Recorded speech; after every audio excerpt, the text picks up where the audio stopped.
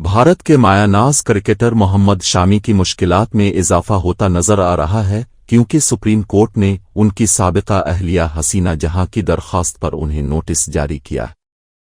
حسینہ جہاں نے عدالت عظمیٰ میں ایک پٹیشن داخل کی ہے جس میں کولکتہ میں زیر سماعت گھریلو تشدد اور نان و نفقہ کے مقدمات کو دہلی منتقل کرنے کی استدعا کی گئی ہے۔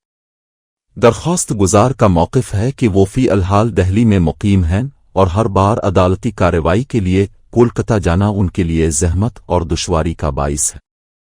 انہوں نے مزید دلیل دی کہ محمد شامی ایک کرکٹر ہیں اور میچوں کے سلسلے میں پورے ملک کا دورہ کرتے رہتے ہیں، لہذا کیس دہلی منتقل ہونے سے انہیں کوئی پریشانی نہیں ہوگی۔